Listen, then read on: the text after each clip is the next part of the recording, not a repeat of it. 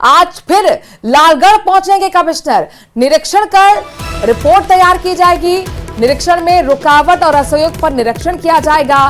पहले पैलेस में जाने से रोका गया था। कोर्ट सीधी कुमारी को जारी कर चुका है कारण बताओ नोटिस। 19 दिसंबर तक हम नोटिस का जवाब देना है। तो बड़ी खबर आपको बीकानेर से बता रहे हैं। ये पूर्व राज परिवार की संपत्ति विवाद से जुड़ा हुआ मामला है।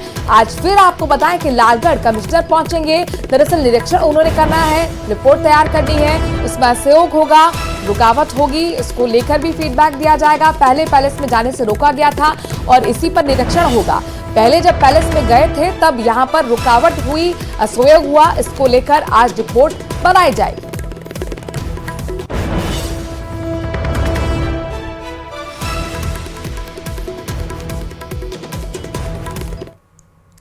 उत्तरी भारत की पहाड़ियों पर हो रही बर्फबारी और ठंडी हवाओं का असर अब अलग अलग शहरों में भी देखा जा रहा है। अजमेर में भी लगातार तापमान में गिरावट देखी गई है।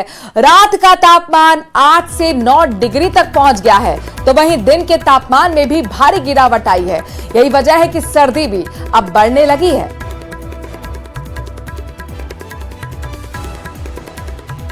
तो अजमेर में लोग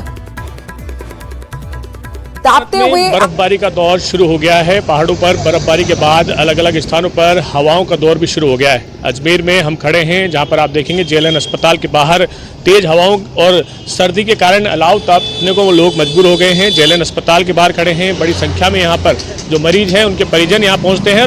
रात भर से क्योंकि सर्दी होती है, सर्दी में ऐसे में अलाव तापना बहुत ज़रूरी हो जाता है और ऐसे में तमाम जो लोग हैं वो चाय की चुस्कियाँ लेते हुए नजर आ रहे हैं। अलग अलग स्थानों पर इस तरह के नज़ारे हैं वो देखने को मिल रहे हैं। यहाँ के स्थानीय लोग हैं, सरवार से आए हैं और अलग अलग स्थानों पर आए हैं। इनसे बातचीत करते हैं। कहाँ से आए हो बाबूजी और किस तरह की सर्दी पड़ रही है? नसीराबाद से आए हैं सर, और सर्दी बहुत तेज है। 2 दिन से हवाओं का बहुत वो है, इसलिए चाय पीकर आग के पास बैठे रहते हैं। बहुत ठंड पड़ रही है। हम सरवार से आए हुए हैं, 3 दिन हो गए हवा चलते और रात भर से तप रहे हैं। कौन आया हुआ आपके यहाँ पे? मरीज लेडीज बढ़ती है।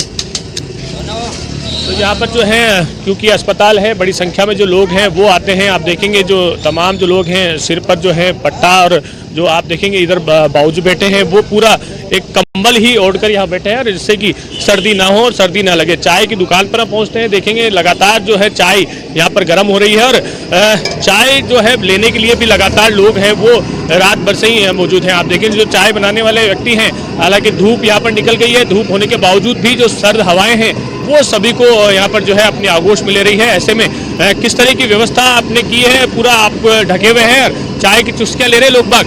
हाँ जी बिल्कुल ले रहे हैं चुस्कियाँ। हाँ, चाय भी अच्छी बन रही है हमारे यहाँ की। चाय पी के देखिए एक बार आप।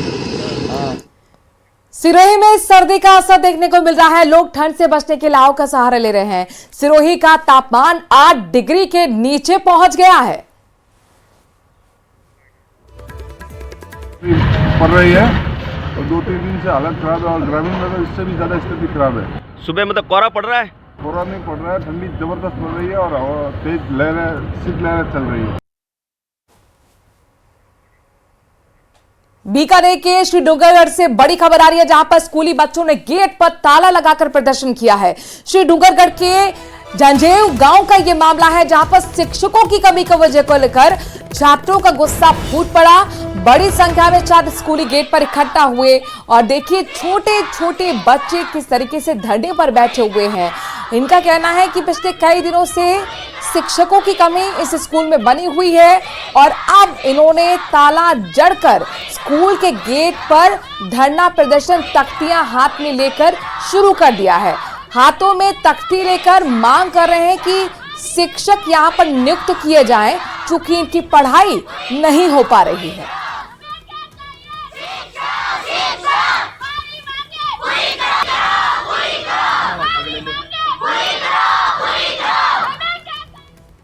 और अब बात करते हैं राइजिंग राजस्थान ग्लोबल समिट की। दरअसल आज समिट का दूसरा दिन है और आज कई कार्यक्रम आयोजित किए गए हैं। पहले सेशन में प्रवासी राजस्थान कॉन्क्लेव रखा गया है। देश विदेश के सैकड़ों राजस्थानी उद्यमी कॉन्क्लेव में पहुंचे हुए हैं। सुबह 9:30 बजे से लेकर दोपहर 1 बजे तक कॉन्क्लेव चलेगा। 2:30 बजे से लेकर 4 बजे के बीच अलग अलग सेशंस होने हैं।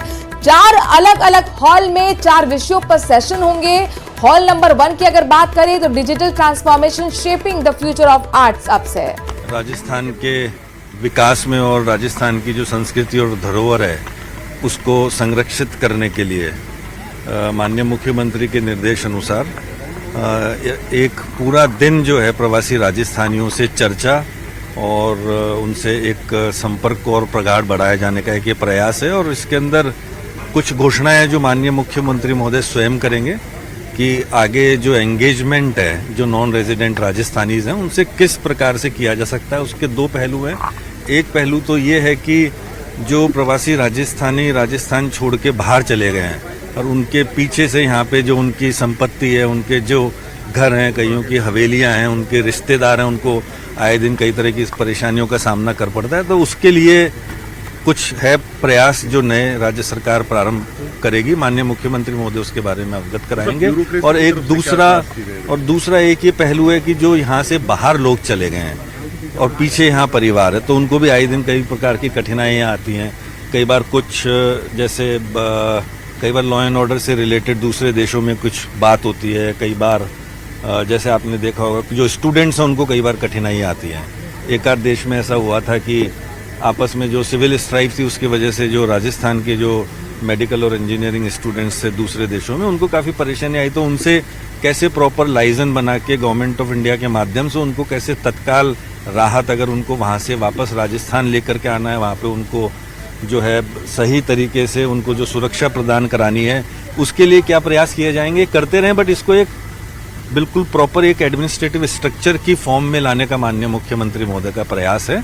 तो उसके बारे में जो है वो आज तो कुछ चर्चाएं होंगी। ब्यूरोक्रेटिक हर्डल्स जो सामने आती हैं तो उनके लिए उनको एड्रेस करने के लिए क्या किया गया है? ब्यूरोक्रेटिक हर्डल्स को दूर करने के लिए मैं ये मानता हूँ कि जो सबसे अच्छा तरीका है वो ये होता है कि जो ब्यूरोक्रेटिक या एडमिनिस्ट्रेटिव प्रोसीजर है जिसे आप लोग प्रक्रिया कहते हैं उस प्रक्रिया को एक सेट स्ट्रक्चर्ड फ्रेमवर्क में लाके कैसे प्रशासनिक ढांचे में जो अधिकारी या कर्मचारी हैं उनकी जिम्मेवारी निर्धारित की जाए। तो उसके लिए भी एक